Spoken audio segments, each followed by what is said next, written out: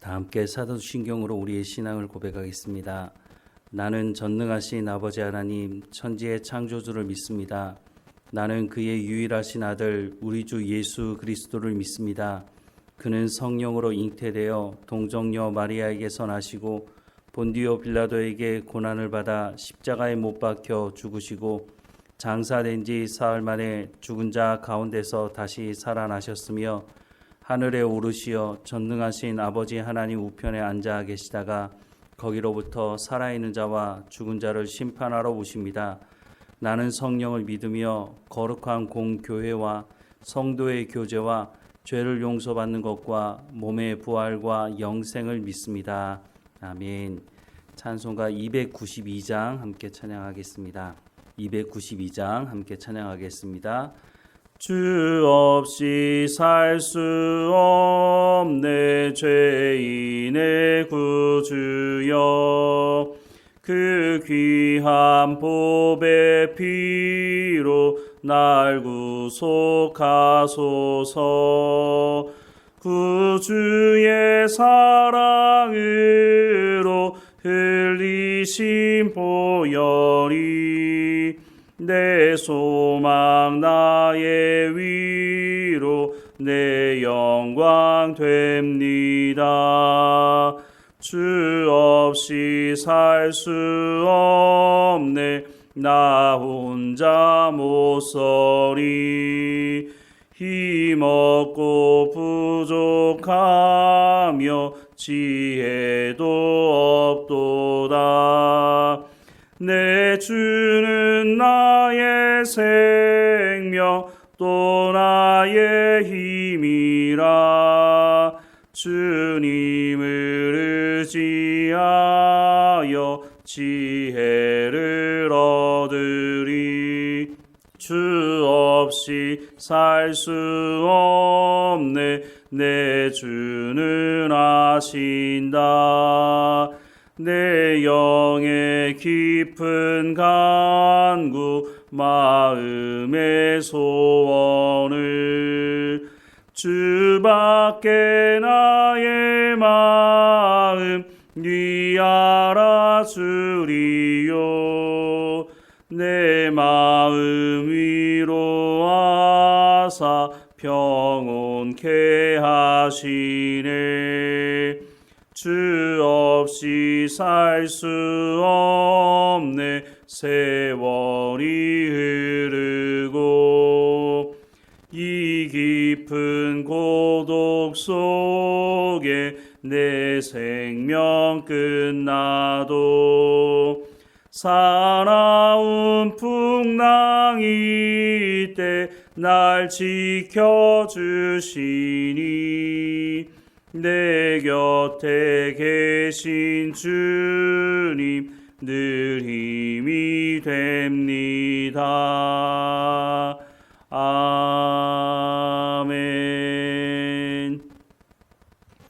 오늘 하나님께서 우리에게 주시는 말씀은 고린도전서 7장 8절에서 24절까지 말씀입니다. 고린도전서 7장 8절에서 24절까지 말씀 우리 함께 읽겠습니다. 내가 결혼하지 아니한 자들과 과부들에게 이르노니 나와 같이 그냥 지내는 것이 좋으니라. 만일 절제할 수 없거든 결혼하라. 정욕이 불같이 타는 것보다 결혼하는 것이 나으니라. 결혼한 자들에게 내가 명하노니 명하는 자는 내가 아니요 주시라. 여자는 남편에게서 갈라서지 말고 만일 갈라섰으면 그대로 지내든지 다시 그 남편과 화합하든지 하라. 남편도 아내를 버리지 말라. 그 나머지 사람들에게 내가 말하노니 이는 주의 명령이 아니라 만일 어떤 형제에게 믿지 아니하는 아내가 있어 남편과 함께 살기를 좋아하거든 그를 버리지 말며 어떤 여자에게 믿지 아니한 남편이 있어 아내와 함께 살기를 좋아하거든 그 남편을 버리지 말라. 믿지 아니하는 남편이 아내로 말미암아 거룩하게 되고 믿지 아니하는 아내가 남편으로 말미암아 거룩하게 되나니 그렇지 아니하면 너희 자녀도 깨끗하지 못하리라. 그러나 이제 거룩하니라. 혹 믿지 아니하는 자가 갈리거든 갈리게 하라. 형제나 자매나 이런 일에 구애될 것이 없느니라. 그러나 하나님은 화평 중에서 너희를 부르셨느니라. 아내된 자여 내 남편을 구원할는지 어찌 알 수 있으며 남편된 자여 내가 내 아내를 구원할는지 어찌 알 수 있으리요. 오직 주께서 각 사람에게 나눠주신 대로 하나님이 각 사람을 부르신 그대로 행하라. 내가 모든 교회에서 이와 같이 명하노라. 할례자로서 부르심을 받은 자가 있느냐? 무할례자가 되지 말며 무할례자로 부르심을 받은 자가 있느냐? 할례를 받지 말라. 할례를 받는 것도 아무것도 아니요 할례를 받지 아니하는 것도 아무것도 아니로되 오직 하나님의 계명을 지킬 따름이니라. 각 사람은 부르심을 받은 그 부르신 그대로 지내라. 내가 종으로 있을 때에 부르심을 받았느냐? 염려하지 말라. 그러나 내가 자유롭게 될 수 있거든 그것을 이용하라. 주 안에서 부르심을 받는 자는 종이라도 주께 속한 자유인이요 또 그와 같이 자유인으로 있을 때에 부르심을 받은 자는 그리스도의 종이니라. 너희는 값으로 사신 것이니 사람들의 종이 되지 말라. 형제들아 너희는 각각 부르심을 받은 그대로 하나님과 함께 거하라. 아멘. 예수님께서 이 땅에 오신 목적에 대해서 여러 방면으로 말씀을 하셨는데요. 요한복음 10장 10절에서 15절 말씀에 보면 도둑이 오는 것은 도둑질하고 죽이고 멸망시키려는 것뿐이요 내가 온 것은 양으로 생명을 얻게 하고 더 풍성히 얻게 하려는 것이라. 나는 선한 목자라. 선한 목자는 양들을 위하여 목숨을 버리거니와 싹구는 목자가 아니요 양도 제 양이 아니라. 이리가 오는 것을 보면 양을 버리고 달아나나니 이리가 양을 물어가고 또 해치느니라. 달아나는 것은 그가 싹군인 까닭에 양을 돌보지 아니함이나 나는 선한 목자라. 나는 내 양을 알고 양도 나를 아는 것이 아버지께서 나를 아시고 내가 아버지를 아는 것 같으니 나는 양을 위하여 목숨을 버리노라 라고 말씀을 하고 있습니다. 예수님께서 이 땅에 오신 것이 십자가의 길을 가기 위해 오셨다라고 말씀하고 있는 것입니다. 예수님께서 자신을 따르는 사람들의 그 모든 사람들의 죄를 용서하시고 하나님과의 화목된 관계를 이루기 위해서 이 땅에 오셨다라고 말씀을 하고 있습니다. 그러면서 자신을 소개하면서 자신은 선한 목자다. 선한 목자는 양들을 위하여 자신의 목숨을 버리노라 라고 말씀을 하고 있습니다. 로마서 5장 6절에서 11절 말씀에도 보면 우리가 아직 연약할 때의 기약대로 그리스도께서 경건하지 않은 자를 위하여 죽으셨도다. 의인을 위하여 죽는 자가 쉽지 않고 선인을 위하여 용감히 죽는 자가 혹 있거니와 우리가 아직 죄인 되었을 때에 그리스도께서 우리를 위하여 죽으심으로 하나님께서 우리에 대한 자기의 사랑을 확증하셨느니라. 그러면 이제 우리가 그의 피로 말미암아 의롭다 하심을 받았으니 더욱 그로 말미암아 진노하심에서 구원을 받을 것이니 곧 우리가 원수 되었을 때에 그의 아들의 죽으심으로 말미암아 하나님과 화목하게 되었은즉 화목하게 된 자로서는 더욱 그의 살아나심으로 말미암아 구원을 받을 것이니라. 그뿐 아니라 이제 우리로 화목하게 하신 우리 주 예수 그리스도로 말미암아 하나님 안에서 또한 즐거워하느니라 라고 말씀을 하고 있습니다. 예수님께서 십자가에서 죽으심으로 말미암아 그 십자가 사건을 믿는 사람들을 부르시고 그 부르심을 받은 사람들이 하나님의 자녀가 되어서 하나님과 화목된 관계를 이룰 수 있도록 하셨다라고 말씀을 하고 있습니다. 어떤 사람들은 열심히 노력하고 선을 행하면 구원받을 수 있다고 주장합니다.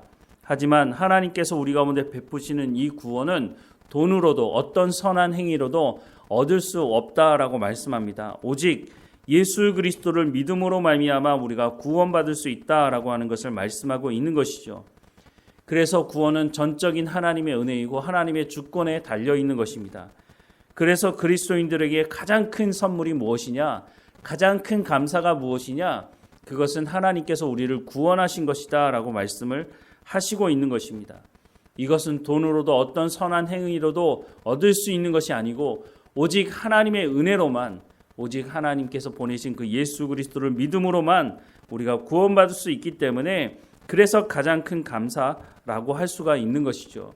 우리가 풍요로운 삶을 살아가는 것도 하나님께 감사할 부분이기도 하겠지만 그것보다 훨씬 더 감사한 것은 우리의 상황이 어떠하든지 우리가 가난하든지 우리가 부자이든지 우리가 많이 배웠든지 적게 배웠든지 그런 것과 전혀 관계없이 하나님께서 우리를 예수 그리스도로 말미암아 구원하셨다고 하는 것이 가장 큰 우리의 삶 가운데 감사가 될 수가 있다고 하는 것이죠. 그래서 바울은 고린도 교회 성도들을 향해서 너희는 하나님의 교회라고 말해주고 있는 것입니다. 너희가 예수 그리스도를 대가지불하며 하나님께서 구원하신 백성이 아니냐? 그러니 이제 그 부르심이 합당한 삶을 살아가라고 말해주고 있는 것이죠. 특별히 오늘 본문에 보면 가정에 대한 말씀을 하고 있는데요. 그것도 홀로 신앙생활하는 사람들을 향한 말씀이라고 하는 것을 알 수 있습니다. 가정에서 홀로 신앙생활 한다는 것이 사실 만만치 않습니다. 그렇게 신앙생활 해보신 분들은 아시겠지만 모든 가족이 신앙생활 하는 그 사람을 공격하는 것을 보게 됩니다. 어떤 분은 그렇게 말하죠. 가족 안에서 다른 종교를 가지면 안 된다라고 주장하는 사람들도 있습니다. 그 핍박 속에서도 신앙생활 하는 분들이 오히려 믿음의 삶이 더 온전해지는 것을 보게 되는데, 왜냐하면 하나님의 말씀을 듣고 순종하는 것이 맞다고 하는 것을 분명히 알기 때문에 자신을 통해서 또한 온 가족이 구원을 받을 수 있는 길을 하나님께서 여실 것이라고 하는 그 믿음을 가지고 살아가기 때문에 오히려 홀로 신앙생활하는 분들의 신앙이 더 좋아 보일 때가 있습니다. 오늘 이 시대에도 이런 경우들이 종종 있게 되는데요. 그럴 때 어떻게 해야 하는 것이냐? 그럴 때 신앙이 다르니 내가 교회 나가는 것을 박해하니 그러면 이혼해야 되느냐? 이렇게 고민할 수도 있지 않겠습니까? 그럴 때 뭐라고 말씀합니까? 오늘 본문의 말씀에 보면 10절 이하의 말씀에 결혼한 자들에게 내가 명하노니 명하는 자는 내가 아니요 주시라. 여자는 남편에게서 갈라서지 말고 만일 갈라섰으면 그대로 지내든지 다시 그 남편과 화합하든지 하라. 남편도 아내를 버리지 말라. 그 나머지 사람들에게 내가 말하노니 이는 주의 명령이 아니라 만일 어떤 형제에게 믿지 아니하는 아내가 있어 남편과 함께 살기를 좋아하거든 그를 버리지 말며 어떤 여자에게 믿지 아니하는 남편이 있어 아내와 함께 살기를 좋아하거든 그 남편을 버리지 말라. 믿지 아니하는 남편이 아내로 말미암아 거룩하게 되고 믿지 아니하는 아내가 남편으로 말미암아 거룩하게 되나니 그렇지 아니하면 너희 자녀도 깨끗하지 못하리라. 그러나 이제 거룩하니라 라고 말씀을 하고 있습니다. 15절 말씀에 보면 이혼에 대한 말씀도 하고 있지만 바울이 예수 믿게 되면 이혼하라 라고 말을 하는 것이 아닙니다. 오히려 더 적극적으로 복음에 합당한 삶, 신앙에 하나님 말씀을 듣고 순종하는 삶을 통해서 믿지 아니하는 남편, 믿지 아니하는 아내를 구원할 수 있도록 하라고 말씀을 하고 있는 것입니다. 그런데 오늘 이 시대에도 이단과 사이비 중에는 가정을 파괴하는 이단과 사이비가 있습니다. 대표적으로 신천지가 그렇지 않습니까? 신천지에 빠진 자녀들을 구원하기 위해서 부모들이 신천지가 모여 있는 곳에 가서 피켓을 들고 호소를 하지만 신천지 이단에 빠진 자녀들이 어떻게 얘기합니까? 그 부모를 향해서 자신을 그렇게 사랑하고 키워준 그 부모를 향해서 뭐라고 말합니까? 사탄이라고 말하고 악마라고 말하지 않습니까? 이단과 사이비는 가정을 깨지만 복음에 합당한 삶을 살아가려고 하는 하나님의 말씀에는 가정을 온전히 지키라고 말씀을 하고 있습니다. 먼저 믿은 사람이 물론 박해가 있을 수 있죠. 믿지 않는 남편이, 믿지 않는 아내가 폭력을 사용할 수도 있습니다. 그런 경우들이 우리 주변에도 종종 있지 않습니까? 그럴 때 어떻게 하느냐? 더 온전히 하나님 말씀에 순종하는 삶을 살아가라는 것입니다. 하나님께서 예수님을 이 땅에 보내실 때 우리는 어떤 처지였습니까? 우리는 허물과 죄로 죽었던 자였고 본질상 진노의 자녀 아니었습니까? 하나님과 원수된 관계에 있던 사람들이 우리 아니었습니까? 그런데 예수님께서 십자가에 못 박혀 죽으심으로 우리를 구원하셨던 것처럼 우리가 구원받은 백성이라면 우리가 가정으로 돌아갔을 때에 믿지 않은 형제들, 믿지 않은 남편, 믿지 않는 아내를 만났을 때에 그들을 마음에 품고 기도하며 예수님께서 우리에게 낮은 자리에 처하며 섬기라고 말씀하신 대로 우리가 온전히 하나님 말씀에 순종하며 살아간다면 예수님을 통해서 우리를 구원하셨던 것처럼 우리의 신앙의 삶을 통해서 복음이 흘러가게 하실 것이고 그들의 마음이 변화될 수 있도록 하나님께서 하실 것이다 라고 하는 것을 말씀해 주고 있다고 하는 것입니다. 사도행전 말씀해 보면 주 예수를 믿으라 그리하면 너와 네 집이 구원을 받게 될 것이다 라고 말씀하는 말씀도 있지 않습니까? 우리가 먼저 믿은 사람이라면, 특별히 홀로 신앙생활하는 사람들이라면 오늘 말씀을 더 마음에 새기고 내가 가정에 돌아갔을 때 하나님 말씀에 더 온전히 순종하며 살아가는 삶을 살아가야 할 것입니다. 예수님께서 십자가에 못 박혀 죽으심으로 모든 것이 끝났습니까? 그렇지 않았습니다. 세상 사람들은 박해하고 돌을 던지며 예수님을 십자가에 못 박아 죽이라고 말했지만 그것으로 예수님의 삶이 끝나지 않았습니다. 세상 사람들 보기에는 끝난 것으로 보였을지 모르지만 사흘 만에 예수님 부활하셨습니다.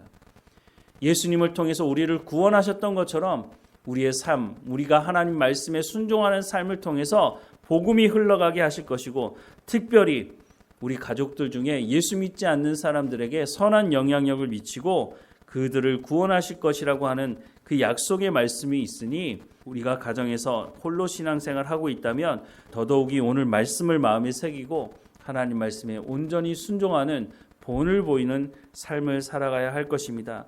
우리의 순종을 통해서 하나님은 구원을 이루어 가실 것입니다. 우리의 변화된 삶을 통해서 예수 믿으면 저렇게 변화되는구나 라고 하는 것을 보게 하실 것입니다. 하지만 분명한 것은 우리가 먼저 하나님 말씀을 듣고 순종하지 않는다면 우리의 삶도 변화되지 않겠죠. 우리의 삶이 변화되지 않으면 사람들이 오히려 조롱할 겁니다. 저 예수 믿어도 변화된 것 하나도 없네. 예전과 같이 똑같이 말하고 예전과 같이 똑같이 행동하네. 그렇게 하는 말을 듣지 않도록 우리가 더더욱이 하나님 말씀에 순종함으로 우리가 복음의 온전한 통로의 역할을 감당하는 오늘 말씀을 다시 한번 마음에 깊이 새기는, 그래서 우리의 삶의 현장이 하나님의 말씀, 하나님의 복음이 흘러가는, 내가 복음의 증인으로서의 삶을 온전히 살아가는, 그래서 성령의 충만함으로 하나님 말씀에 온전히 순종하는 우리의 삶이 되기를 주님의 이름으로 간절히 축원합니다. 기도하겠습니다. 사랑하는 하나님, 홀로 신앙생활하는 믿음의 사람들을 하나님께서 지켜주시고 오늘 말씀하신 대로 부르심에 합당한 삶을 살아가라고 말씀하시니, 하나님께서 홀로 신앙생활하는 사람들 하나님께서 지켜주시고 성령의 충만함으로 살아갈 수 있도록, 그래서 믿지 않는 남편, 믿지 않는 아내, 믿지 않는 자녀들에게 복음의 통로가 될 수 있도록 하나님 삶을 주관하시고 인도해 주옵소서. 주 예수를 믿으라 그리하면 너와 내 집이 구원을 받게 될 것이라고 말씀하시는 그 말씀대로 나를 먼저 믿게 하셨으니 하나님 온 가족이 하나님께 나아갈 수 있도록 하나님 은혜를 허락해 주옵소서. 천국 잔치에 함께 참여할 수 있도록 하나님께서 모든 가족들의 마음을 변화시켜 주시고 예수님을 영접할 수 있도록 하나님 은혜를 베풀어 주옵소서. 가족의 구원을 위해서 기도하는 우리의 기도의 제목을 하나님 응답해 주시고 속히 함께 모여 하나님을 예배할 수 있도록 하나님 인도해 주옵소서.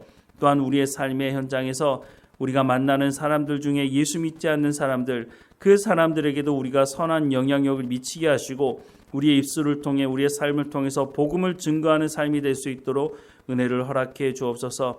하나님, 우리의 가정을 하나님께서 지켜주시고 우리의 자녀들 어느 곳에 있든지 하나님께서 말씀해 주셔서 하나님을 만나게 하시고 하나님께서 오늘 우리에게 베푸신 그 놀라운 은혜가 우리의 자녀들에게도 있게 하셔서 하나님과 동행하는 삶을 살아갈 수 있도록 은혜를 베풀어 주옵소서.